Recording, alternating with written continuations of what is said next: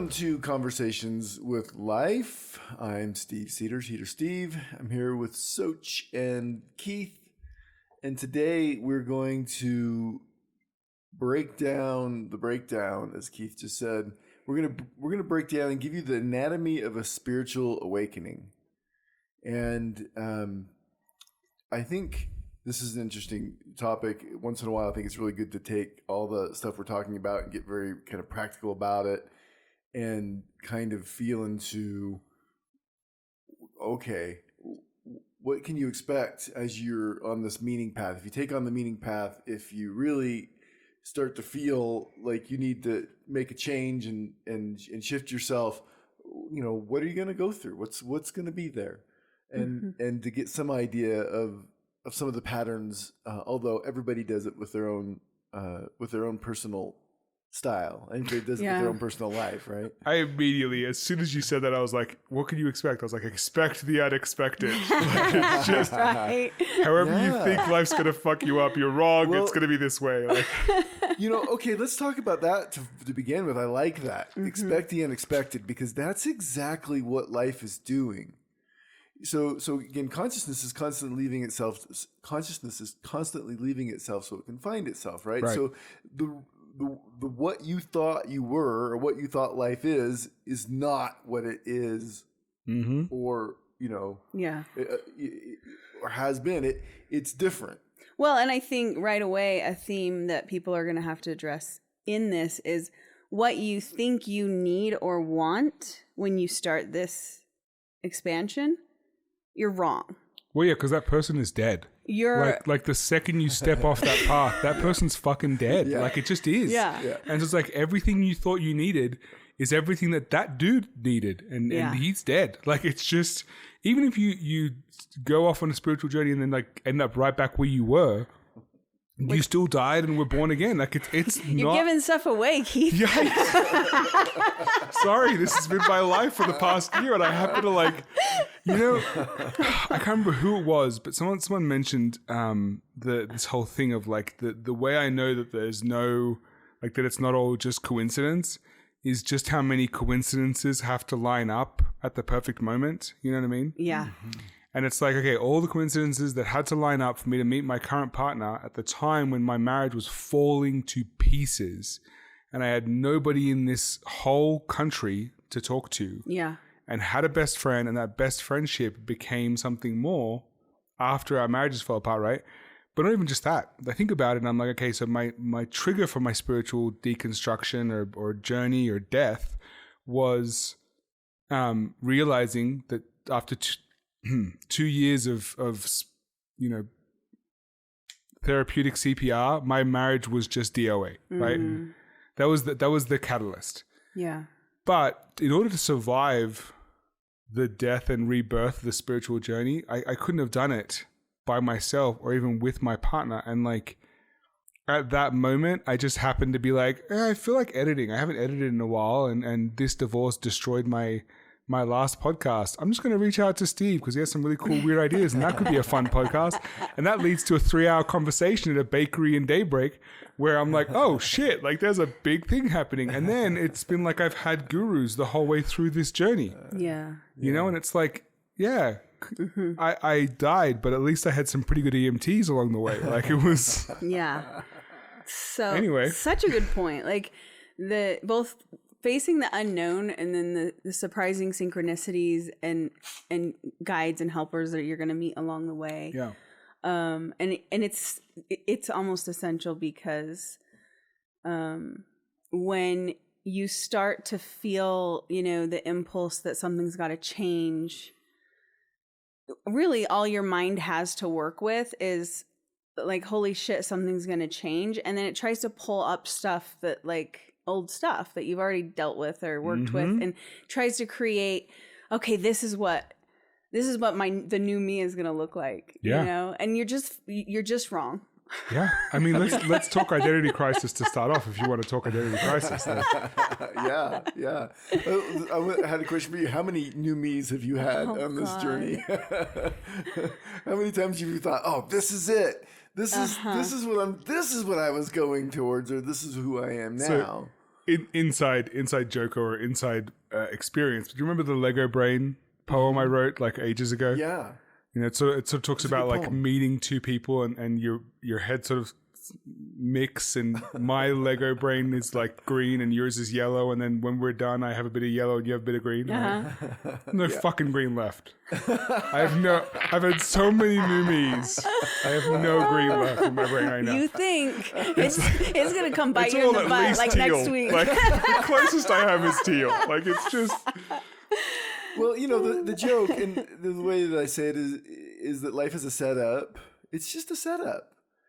You build this mind and this system and this set of understandings based on the kind of linear construction of a life model where, you know, you go get your education, you put yourself together piece by piece, you find the right person, the right people, the right whatever to work with, and then you find that actually life doesn't work that way. And from a soul level especially, there's no time. Things are being created outside of your linear experience. Mm-hmm. That's fucking you up all the time, you know.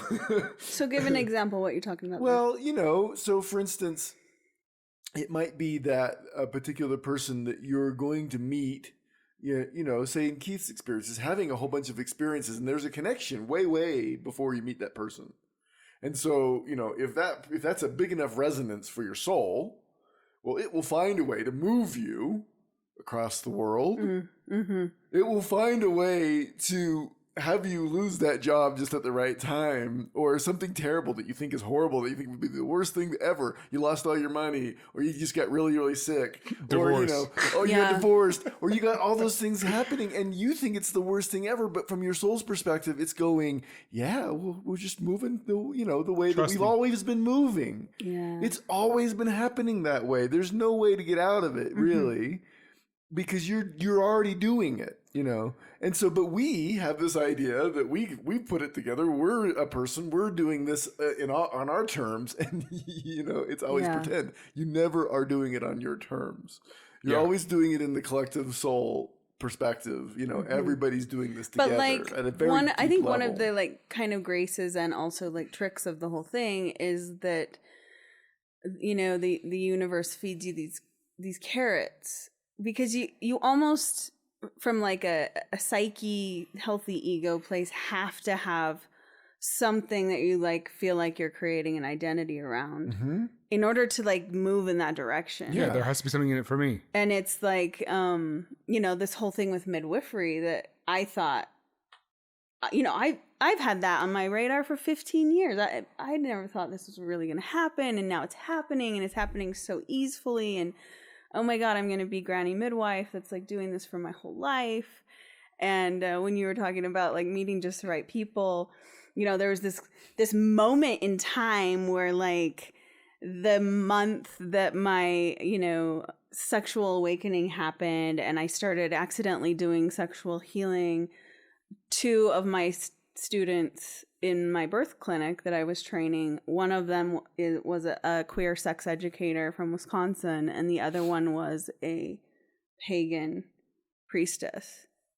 So you just happen to have some gurus. And it was show just up. like, Right? Exactly. it was just like, I could not have survived what I went through that month Yeah. and without those two people. It's so weird the amount of times that I was like, I'm falling apart. Like I literally feel like nothing. Yeah. Like I'm connected to nothing. And someone would say something, and it didn't even matter what words came out of their mouth, because what resonated with me was, it's all right, trust me, it's gonna be okay. Like you'll get there. You'll be all right. And it would be like we'd be recording an episode about something totally random that had nothing to do with what I was going through that week, and I'd be like, oh, okay, something inside just said, it's gonna be all right, you know. Or like I'd be in the middle of an argument with my now wife, a full on like the kids are driving me crazy argument. And she'd say something that wasn't necessarily, you know, loving or connecting or anything. And I'd be like, this fight is so much better than every other fight I've ever had in my life. I'd catch myself like inwardly smiling, and I'd be like, I don't smile in person because she'll get pissed off. But, you know, like, and it's, the universe doesn't just hand you carrots. It like pats you on the back as you go too. Like it feels like you're like Like, I should have been, and I was. There were times when I was freaking the hell out. Like, I remember being in my therapist's office being like, I have no place. I have nowhere. I have no thing. My place and my home for 6 years has been this school because that's the best I could do. And that's falling apart and I'm freaking out. And it would just be like, I would feel like I was at the edge of a cliff. Yeah. And then something would happen. I remember I literally fell asleep on the way. Like I stopped and parked. I was early for therapy and I fell asleep. And I was like, why? I woke up like 20 minutes late for therapy. She's like, are you okay? I'm like, apparently I needed to shut down. Like my body was just like, oh, you've arrived? Cool. Boom. And I remember going to sleep freaking out about this therapy session and waking up being like, okay, I'm good. I'm okay. Let's go. And it was just like, just needed that right now. I don't know. It's such a weird like experience that it really does feel like constant blissful death. Yeah. And often not so blissful, right? Yeah. There are times when it's definitely not blissful, but I do feel like you can get there where it's like you start to be able to see what's happening instead of getting totally taken by it. And then it's like, oh, okay, good. A part of my ego is being let go. This is okay. I'm going to be fine. And like when you're at that moment where you're at the edge and you're just like, I'm going to die. Yeah, it's so scary. yeah, it is scary. And we did that episode on kind of attuning your mess, like being that mess and giving yourself permission to be a mess. And I think that's interesting. One of the things I would say is just it's okay to be a mess, and it's not about fleeing one identity to become the next identity. That's not an awakening. Now, if you happen to have an identities are useful, and hey, I'm a father, I'm a worker, I'm a whatever it is, right? Those are useful, but those become secondary. I think one of the big things about spiritual awakening is they become secondary to your real path. All other identities subverts itself to your personal meaning path, right? Whereas before, I'm a church member and then my own personal meaning becomes secondary. Yeah, right? I'm a teacher and then everything else is below that. Teaching is one of those ones that you put as part of your heart into. It becomes your identifier. It's like what do you do? It's like I'm a teacher. It's like no. Like there's so few things that I've experienced anyway. Like I've been a church member and I've been an accountant and a lawyer and all those things. And when I think of I'm a teacher, it's like saying this is who I am instead of what I do in a way that so many other things aren't. I think it's those callings or those professions that we put above our own like self and sanity. So I think like doctors and nurses and things like that also have the similar thing. But yeah, they surpass your identity. They become more of who you are than who you are. Yeah. Well, I would suggest that everybody has a few of those things, whether it's their occupation or a hobby or a relationship or whatever. Okay. Everybody has a few things that they kind of put as their non-negotiable identity. Right. And what the spiritual awakening does is say there's nothing that isn't negotiable about you. The only thing that is interesting is your energy feeling like it means something, like it belongs. That's it. That's it. And then everything else that shows up to meet that new structure becomes secondary to your meaning path. And if you ever forget that, life will find a way to make you remember. Oh yeah. That like, oh, you think you're that. That's cute. Bam. And that process never stops. We always want to try to find a new identity, a new piece that is the thing that's going to be the answer. Everybody's going to go on the new diet or buy the new healing modality or program or, whatever it is. They're going to do the cacao ceremony or the Reiki or the thing that they think is the yoga that they think is the next beautiful, wonderful thing. And it just never is. It should always kick you out because your own meaning is always going to get somewhere. It's always your own soul, self, meaning self. I don't know how to say that other than it's always going to try to take those identities down so that you know. Right. I mean, that's the thing is like every identity, every label is limiting. We've talked about this 100 times. So I can say I'm a teacher all day and that can mean a billion things to me, but it's still a billion. right? Yeah. It's still a fixed number of things. And so to me, like the spirit journey, whatever you want to call it, right, was forcing myself to understand, or is forcing myself to understand that anything with a limit cannot encapsulate all of me. Mm-hmm.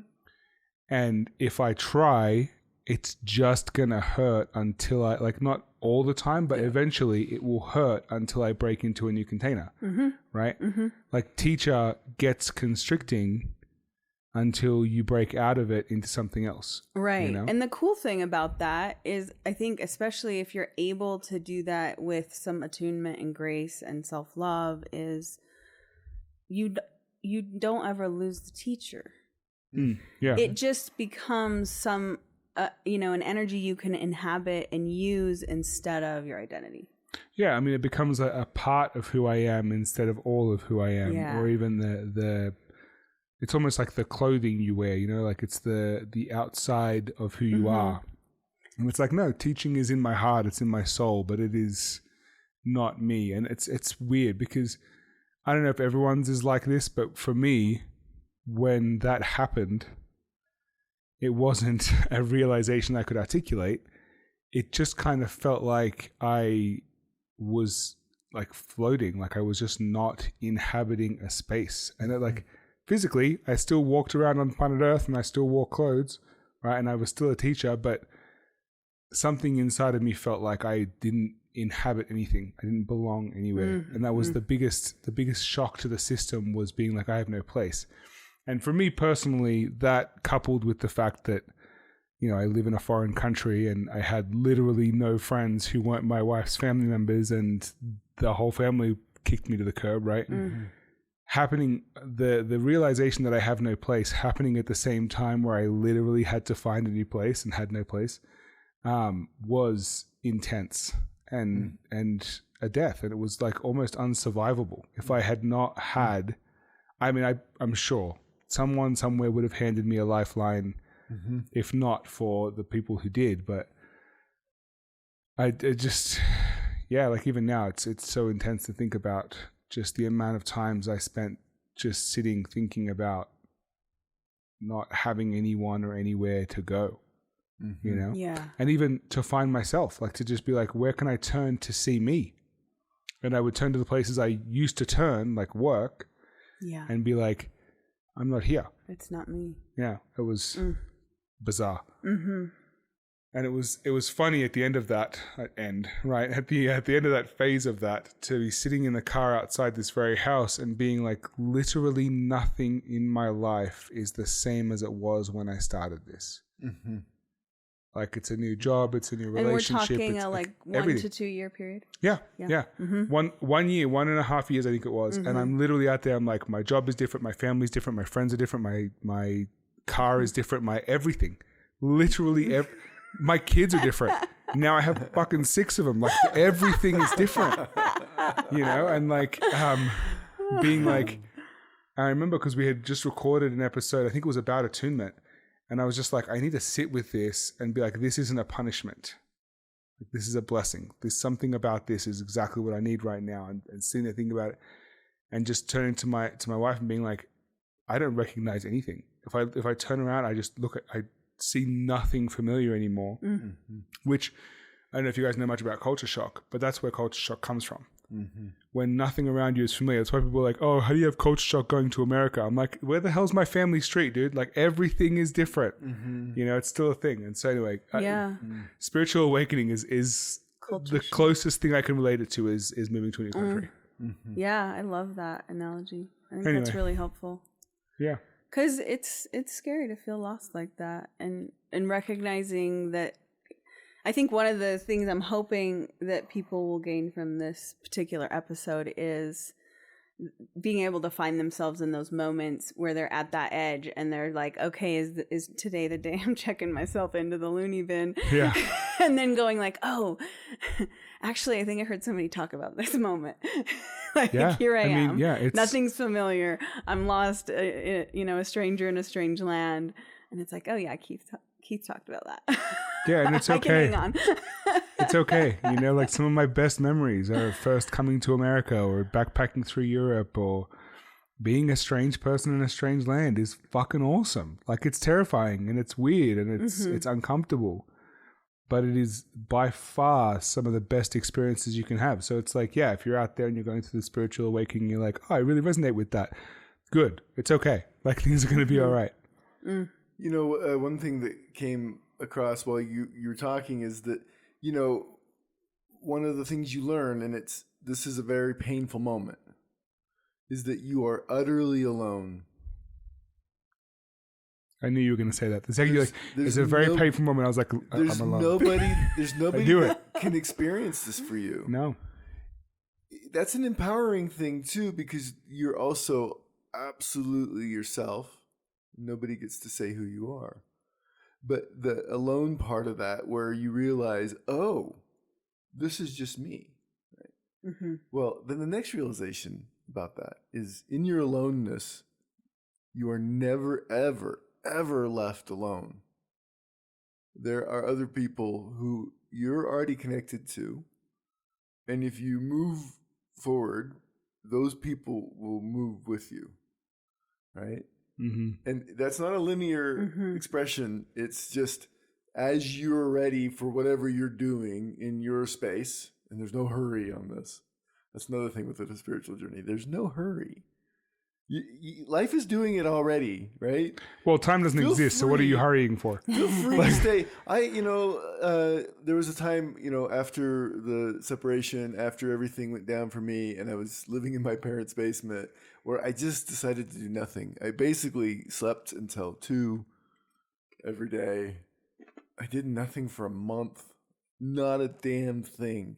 I would walk around, eat some snacks, maybe go outside for a few minutes, put my feet in the dirt, and then go back in and just I don't know, whatever I did. I can't even remember. But nothing, did nothing. And then all of a sudden, poke. Guess what happens if you listen? If you just give yourself space, poke. Okay, time to get going. Look this up. Have this experience. I got into trauma work. Started to go into song circles, where I met all sorts of interesting people, including this person here. I started to go to, I started to form just naturally. I could see myself moving into community. Just, this, that. And things come up. So you're absolutely alone in your experience. Nobody really can understand you. Mm-hmm. Nobody can really get what you've been through and what you've experienced. And nobody can hold your pain. And the universe, you're connected to everything in the universe, and it never leaves you alone in your aloneness. You're alone, but not abandoned. It's kind of an interesting dichotomy, because when you move, everyone moves. Yeah.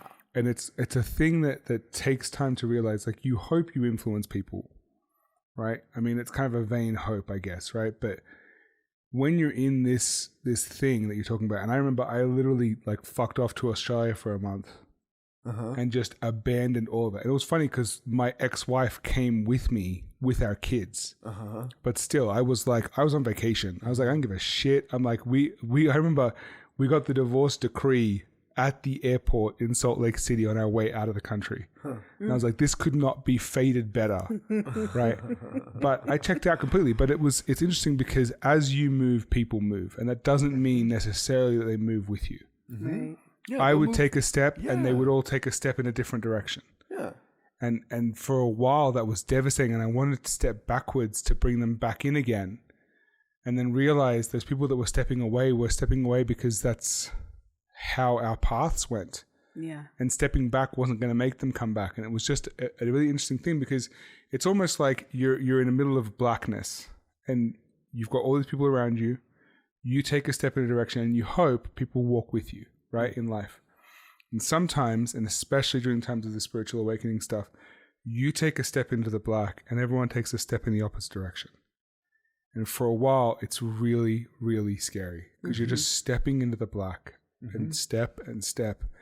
And then eventually you start to see people stepping toward you in that black. It's sort of what it feels like. I mean, to visualize it was to see people stepping towards me and being like, who is this person? I'd never known them, or I had known them in a completely different capacity, or I'd never really known them, but really I had. And I just, You know what I mean? I had made tons of assumptions about people, and some people proved my assumptions correct, and some people destroyed my assumptions.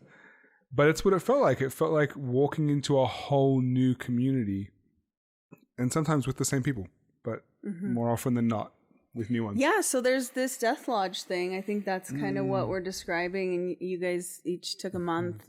I got the 7-month version. Nice. Oh, yeah, my Death Lodge was in and out for quite some time. Yeah. I feel like I'm actually still getting in there. I'm hoping this like surgery is like, okay, you can get out now. Yeah. but yeah, it was 7 months in, basically in bed, you know, with long COVID, and then kind of like you, it was like one day I woke up after sitting there for 7 months and having to like burn through all of my productivity, you know, identity stuff, and like I'm worthless if I'm not doing stuff, and well, maybe if I do a little laundry today I'll be an okay person, you know. It's just like we're burning through all of that stuff, and then one day it was like, you know, I think it was the, you know, Beltane, and it was just like, you're gonna wake up tomorrow and watch the sunrise, and you're gonna do that until the solstice. And it was, you know, a 7-minute walk to the end of my street where I could see like this full-on mountain sunrise, and I did that for 6 weeks, and that was kind of like, okay, you're alive again. Wow. Here you go. Birth with the sun.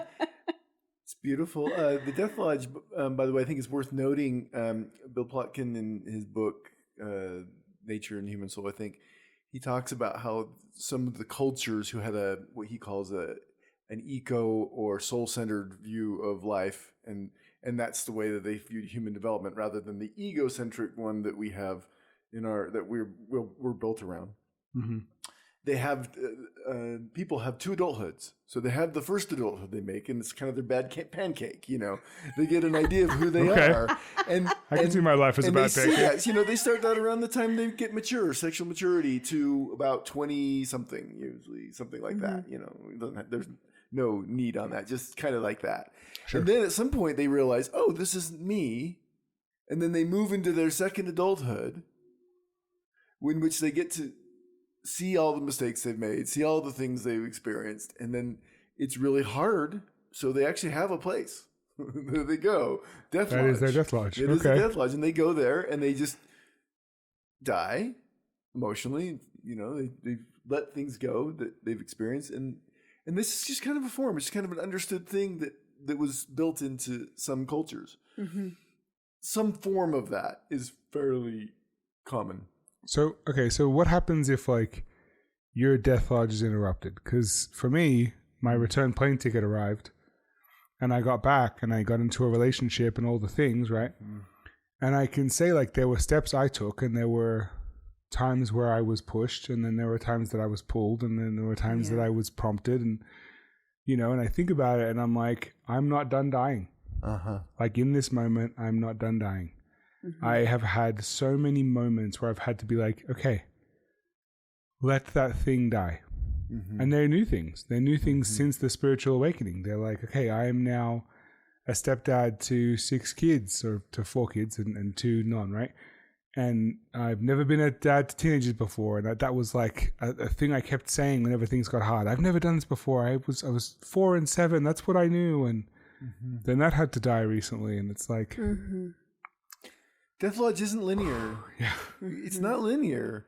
So, and it's something I think that we kind of go to back and forth. So I mean, it's nice that these societies kind of have these things built into their culture. But I think what they describe, people who are trying to listen to their souls and listen to the land, and you know, I think these forms built around psychological realities, like archetypes, which we'll talk about next time. There are psychological realities that are kind of the geography that we're all internally navigating, right? And death, like we talked about, is a big part of that, letting go of parts. And so the Death Lodge can be my meditation this morning. Yeah. The Death Lodge can be me taking a day or an hour for myself, or maybe just finding a quarter to cry in, you know, or a piece that, you know, or a journal session or something, a conversation even, doesn't matter. It's a piece of letting go, and to formalize the practice of letting go is great.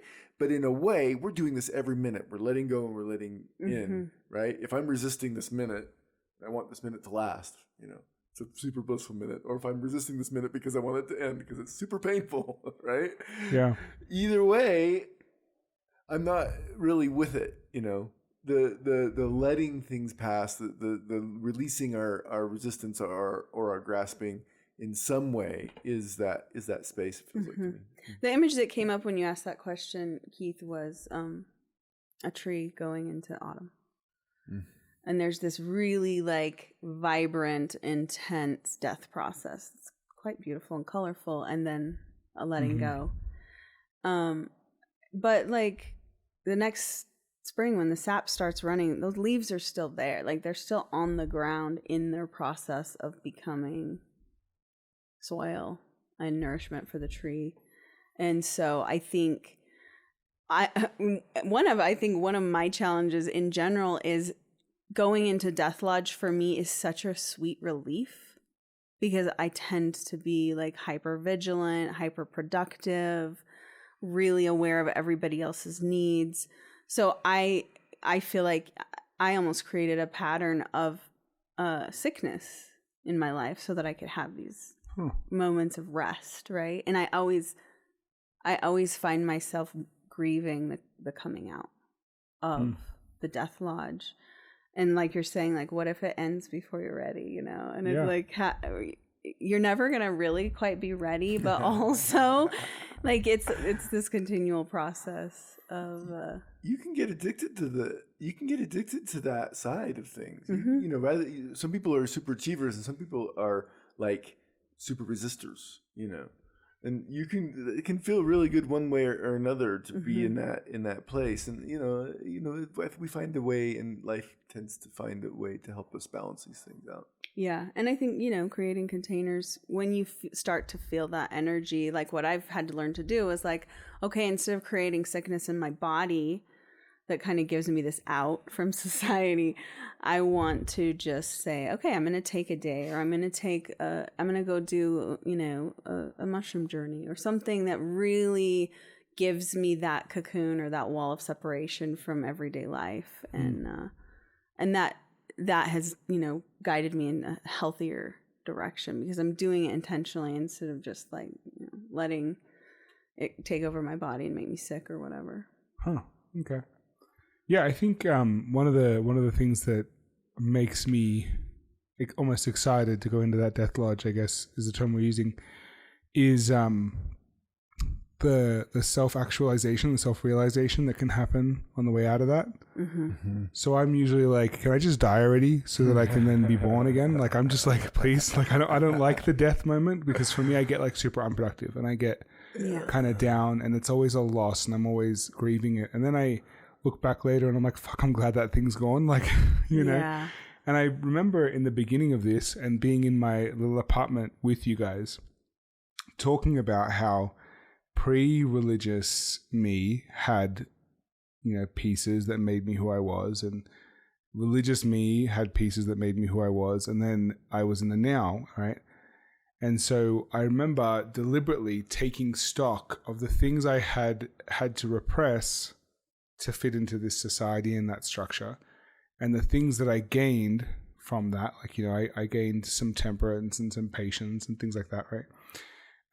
And literally being like, do I want this or do I not? And it was kind of like I was moving house, and I'd pick up an item and go, okay, borderline alcoholism. This is pre-religious Keith stuff. Do I want this? I haven't used it in 10 years. Will I use it again? I probably shouldn't, and putting it out, right? And like, okay, well, what about this judgmental superiority? Do I need this? Am I going to use this again? And taking inventory of my life and throwing things away and picking things up. And then I was like, okay, I'm redefining who I am, and I get to take pieces from who I was and pieces from who I am. And then I was like, that didn't feel complete, but I was like, okay, now I'm done. Right? I'm cool. I'm this guy now, right? And then I realized recently that I had left out a whole section of my life just because it hadn't happened yet. Right. And I was like, what about the pieces that I want? What about the things that aren't me yet, but I'd like to be, like, creativity or music or art or whatever. And so there's like literally like the intentionality that you can do this with is really beautiful, and it's also like fake as fuck. Yeah. Because you're like, yeah, I'm really intentionally like deciding on my identity. And the world's like, no, you're not, you fucking idiot. You're just playing with it. Like you watch, show me, go pick the thing, and I'll show you how like you've got more to learn. And yeah, sometimes it can feel like I did all that work for nothing, and then most of the time, what it feels like is I'm playing a video game with infinite levels. Anyway, but the identity crisis stuff is probably some of the biggest stuff that I face. It is. It's so interesting. When I see the spiritual kind of like the commercial spiritual world of people who are trying to sell people pathways into their spiritual awakening, right? And sometimes it's the law of attraction people like, you just need to get really rich, that's what spirituality is for, or you need to just get do a particular path or a discipline or yoga or Buddhism or whatever, or maybe you just need to be really hippie and wear these particular kinds of clothes and look like this in this kind of way, right? None of that is it. None of it is it. And that's true of our personal stuff. It's really, really good to feel like, for instance, creativity call us from our soul level. Like, I resonate to creativity and I want to do it. I don't know how it's going to show up, but to be curious about it and then to start looking. What's in my life? What draws me that way? And maybe it's money. Maybe money shows up for you in your spiritual awakening. That's interesting, but certainly not everybody's path. Not mine. Not poverty, not money, not a particular spiritual path, whatever, but you. Fucking you. That's what you're going for, and it's nothing else. And there's no other way that you can describe that or expect. I saw somebody post on some spiritual group. Spiritual people are supposed to make lots of money.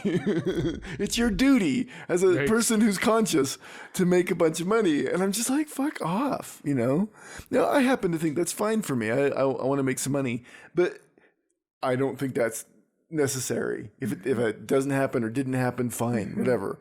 The process is way more interesting than whatever the product, But also I want to caution against trying to get ahead of that. So it's good to be aware of it, but you can't bypass the mala bead stage. Yeah, no, you can't game the system. You have to be like, hey, I want to wear, I see all of these people in the spiritual community and they're all wearing these special bracelets and necklaces and chanting mantra and whatever. And you got to let yourself get into it because there's something there. And it probably will catch your ego a little and you'll build a little identity around it. And so I also want to give people permission to go into those things. I'm going to become a famous singer. And so you get your guitar out and practice and whatever. And it's yes, please do that. You probably won't become a famous singer in the way that you're imagining. And please do that. Please follow that carrot. Please follow that line of energy and let yourself into that container because there's something there. Or be healer. So many people the famous thing is when you see a psychologist, you want to become a psychologist. Lots of people want to become psychologists because they had a good experience in therapy. Lots of people want to be, they experience healing of some kind and then they I'm a healer. That's what I'm going to do for my life. Right. And we talked about in the episode on healing. Yeah, you're a healer once your consciousness becomes higher than your trauma. But are you that? Are you really? Am I that? I don't even know sometimes. Honestly, it's what I do. And also, it's not what I do. It's just that's a product of what's happening with me. And so it's really interesting. Yeah, don't not do it. Right. But be prepared to be surprised. Things will change for you. They'll shift. And, if I had gotten that kind of hey, you're destined to be this sexual healer, or even before that, you're destined to be this midwife, if I hadn't taken that call full on, right, And had just been like, well, in a few years, this identity is going to die. So I'm just going to not really do it. I'm just going to do it half-ass it. I would have missed you have so to be tricked. much. Yeah. You have to fall into the traps. Yeah. Because otherwise, how do you ever experience it all, right? Yeah. I have my mala beads that I get out and wear when I need to remember to be mindful. And I did all the essential oil stuff and Tai Chi for a bit and, the EMDR and the trauma work and all the shadow stuff. And I was like, cool. Sometimes it hurts more than it helps. Sometimes it helps a whole bunch. Sometimes you're like, this is fucking weird. I don't know how I became an elite in doTERRA, but I still get those fucking emails. And I'm like, this is stupid. If you love those things, love those things. It just wasn't for me, right? But you can't avoid them. You can't be like, I'm not going to be spiritual, because then you're not doing anything. Well, yeah. And what you're basically doing is building a really big, anti-spiritual ego, which is kind of a funny contrast to another really common, point on the path is the spiritual ego. And it's like, you're going to probably go through a phase where you hit some piece of, big energy or miraculous gift that you didn't know was there, or some kind of insight that you didn't know you had. And you're going to get inflated with it. Mm-hmm. You're going to feel really special. I was talking to my friend the other night about this, and he was like, yeah, I don't know if I want to do this healing game anymore with people, because they don't know what they're signing up for. I was like, yeah, just tell them you're going to feel really special. And then you're going to realize you're not special. For a little while. And then you're going to feel really not special for a really long time. On the other hand, some of these things really do work. David White is really interesting. And if you haven't read David White, read, and if you're in midlife, read Midlife and the Great Unknown. Mm-hmm, absolutely fantastic. Mm-hmm. Beautiful soul speaking stuff, if you're in that range, that age. But he doesn't become David White until he's in his mid-50s. Yeah. Until then, he's a corporate guy. He's working for environmental companies and different people. He's like a businessman, right? Yeah. But he wants to do poetry, and he feels this poetry. And then at some point, he's called until he just does it.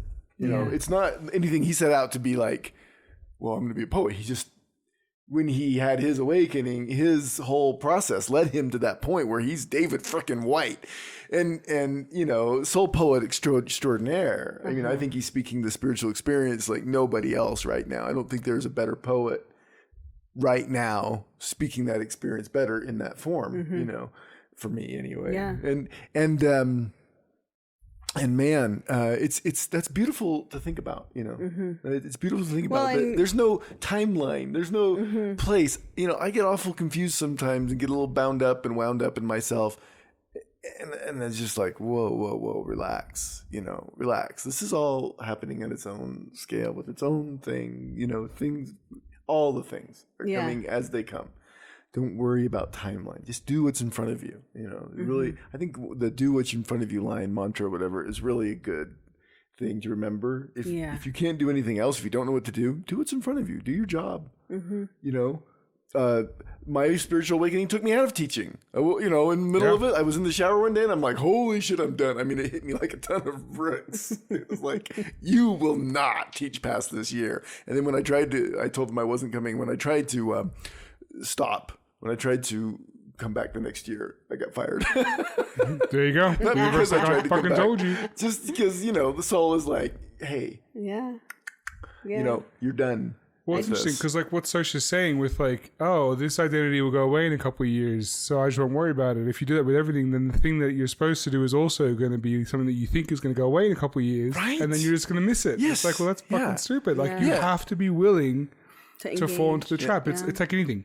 You have to be willing to be vulnerable. You can't fall in love without being vulnerable. Right. Mm-hmm. You can't fall in life without being vulnerable. You just can't. Yeah. And vulnerability is a really interesting thing. It's an opening.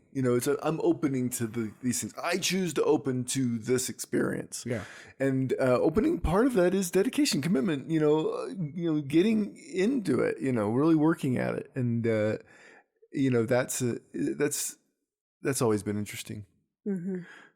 There's one more piece I want to mention before we end, and that is that the world is designed to keep us contained in its process.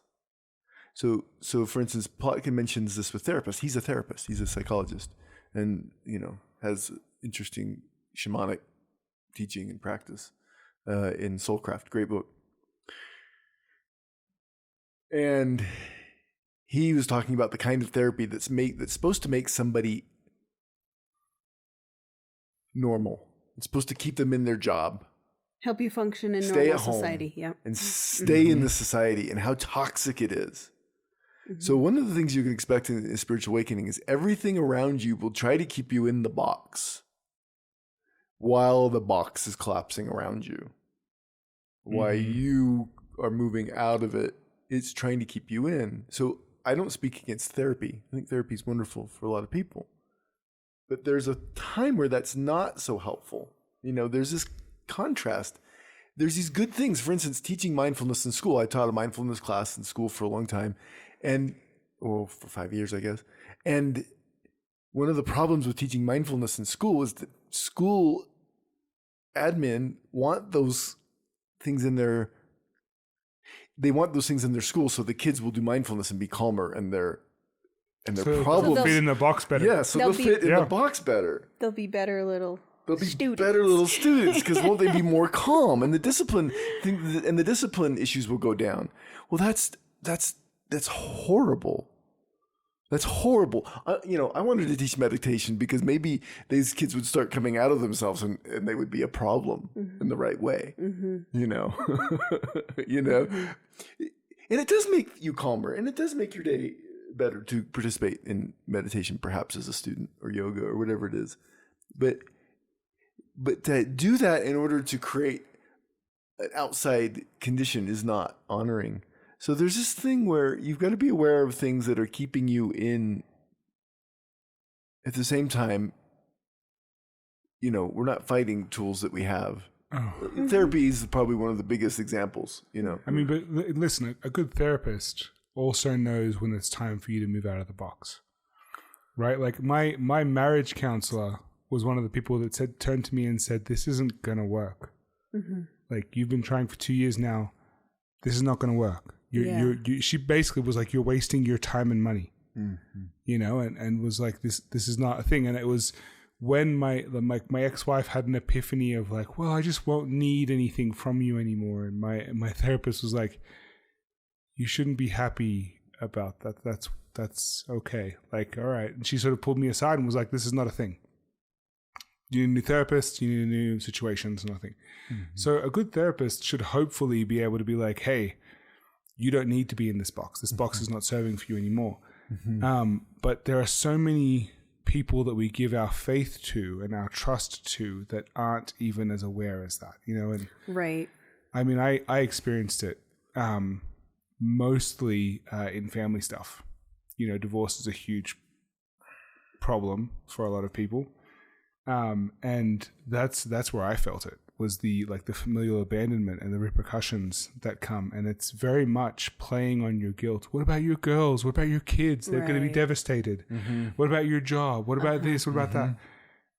Playing on guilt and fear to get you to stay in the box that they had put you in, because that's the definition of you. And if you don't serve that definition, then you're not serving them anymore. And the amount of people whose relationship and love was contingent upon my fitting the role that they had for me was alarming. And if you aren't ready to see a lot of relationships fall away, then you're maybe not ready for that spiritual journey yet. And it doesn't matter really if you are, because if it's going to happen, it's going to happen. But to me, that was one of the biggest tools that I felt being used against me was guilt and fear, especially around being a father and being a teacher. I had people being like, "You can't talk about yourself. You can't be having a hard time right now because your students need you." I'm like, "Yeah, sure. My students need me. From 8 to 3, I'll be a good teacher and I'll do all the things I got to do. But when I'm done, I'm done." Like, and drawing new boundaries and identifying differently and speaking my truths about things. And there's a lot of that. There's a lot of that guilt and fear and punishment and repercussions from outside forces that are trying to keep you where you're supposed to be according to them. And it's one of the hardest things to push through. is to accept the fact that you're going to lose some stuff. Mm-hmm. Yeah. Yeah, and the some of that is going to be like your image of normal functioning in society, and and I think, you know, with the whole idea of like therapy and institutionalized, you know, help, it does often kind of it does kind of move you into like, because we want you to be a productive cog in the system. And I think just keeping an eye on that. At the same time, like sometimes the spiritual awakening busts you so far down that it's like you need somebody to be like, okay, I'm gonna give you some ideas of how you can function in the system, because you still have to eat. Right. You still need a place to live. Well, you know, and that's true of teaching in general, right? I what I've realized when I was teaching is I'm a soul teacher. I wasn't very good at the practical aspects of teaching, but I was very good at seeing the students. Yeah. Very good at helping them have an experience. As one girl said, I don't see this as so much of a class as I see it as an experience. Yeah. which I had some experiences. Which defined my class generally, right? Like I wasn't in a place where I was worried about doing things well, but I wanted those students to have an experience that would change them, that would shift them in some way. But the structure of school demands, here's a set of things that you're supposed to teach in this particular time frame, whatever. This is tension. And that's the perfect tension in that. And a good therapist will see that, but many therapists are trained, and especially, you know, ones who are in the more behavior therapy type of way, they're trained to help people, you know, medication, whatever they can do to function in this box, right? Mm-hmm. All those things can be helpful in their time, in their place. You know, there's a time to slow it down. There's a time to stay in. There's a time to go out, you know, and all these things are there. But ultimately you get to decide that, you know. Yeah. Destabilization is a real thing in the spiritual path. You know, we talked about that. The mess is a real thing. But also there's a time for really rigid, specific discipline. And I think both of those are there. Like, I took on a meditation practice that was ridiculous, you know, that I wouldn't do today, you know, but for the time that I did it, super, super helpful, you know. Mine was the gym. Yeah, or the gym. Hours and hours in the gym every day. It's useful in a time to give yourself something to focus your energy on. Something to hold on to. Yeah, something to hold on to, something to work with and through. You know, so it's interesting. So many of these things we've talked about today come down to like that there's these opposite things happening. Yeah. That there's this tension in this process. Yeah. And it's interesting to feel that and understand, okay, all that is good. There's no way that I can design this for you. You have to do it. You know, I can be there with you in it. It's interesting that most, if not all of my clients also have a therapist. Mm-hmm. Some of them are therapists. Mm-hmm. Yeah. And it's because that there is those different forces at play that, like, you know, it's nice to have eyes on our story from different perspectives and supporting us in different ways. And absolutely. Well, that's been like one of the hardest and best things about having this is like I'm working with two people who are literally in this thing. So I can't like fuck around or bullshit with this journey. It's like, it's raw and it's exposed. And I have people who know what the hell they're talking about watching me at all times who would really, really quickly determine if I was full of shit. And so I have to like lean into it. And it sort of forced me a lot of the times to face the piece of the journey that I was refusing to face. Mm-hmm. I cannot tell you how many times I have sat down in front of this microphone and been like, hey guys, what are we talking about today? You've told me the topic and I've gone, well, fuck. Like now I've got to face this fucking thing that I was avoiding. Fine. You know, and it's funny how like, however terrifying it is and whatever stage you're on in the journey, it's all consciousness leaving itself to find itself, and it will do whatever it has to do to make that work. Sometimes that's devastating, but for me at least, more often than not, it's lovely. Mm. Like the universe has provided me with things that have been instrumental in the hardest and most beautiful thing I've ever had to do. Yeah, there's a line in a Wookiefoot song that's like, in the end, it's all okay. And if it's not okay, it's not the end. And There you go. I really love that phrase. And to anybody, whoever hears this that might be at Shang this week, I'm jealous. I want to be home, and maybe next year. And honestly, I think that's a thing. It does tend towards harmony. There's something and there's not nothing. It's not chaos and destruction and terror, right? Although chaos and destruction and terror are part of the game, that's not the point. The point always is, for me, that there is a harmony. There is an energy building itself.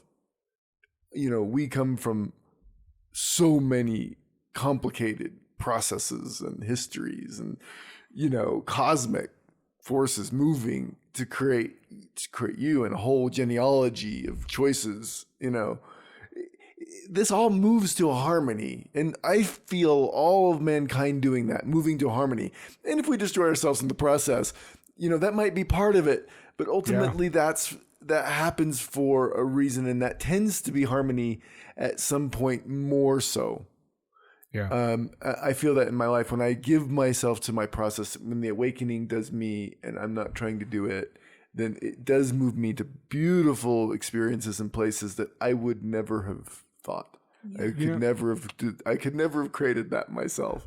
It just does it on its own, and it's lovely. Yeah, it kind of like, as you were talking, I think maybe I'm distracted by my own Lego decorations in here, but I was thinking about it, and you're like, the chaos, and I'm like, it always looks chaotic when you upend the bucket of Legos onto the floor to make something new. And every one of those Legos made a really cool thing at one point. Mm-hmm. It was really organized. It had a handbook, it had a box, had little bags with numbers on it, and it made a perfect thing. Right?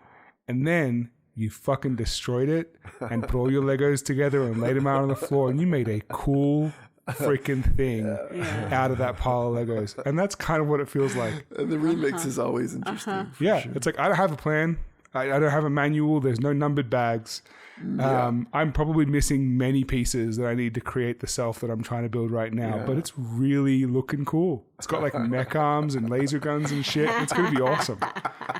That's the spiritual journey for me, it's like Star Wars and Lord of the Rings and Harry Potter all mixed together, Yeah, it's going to be great. But the remix is pretty awesome. Mm-hmm. I love that metaphor very much. It's so great. Yeah, my oldest two sons were crazy into Legos, but the oldest one was the one that put them together from the manual, right? Yeah. But my second oldest was the one that waited until there was a fresh pile. And he would make the coolest stuff. It would just blow my mind. It was all symmetrical, and and it's just like soul and spirit, baby. All right. Thanks for joining us for this episode on the anatomy, some of the anatomy and the pieces of the spiritual journey and the awakening process. I hope that some of this resonated, and that this is something that you want to share with your friends, or that something in here was helpful for you. And if it was, please leave us a line, comment, like, subscribe. We appreciate you very much. Thank you for listening. Hope you have a blessed day.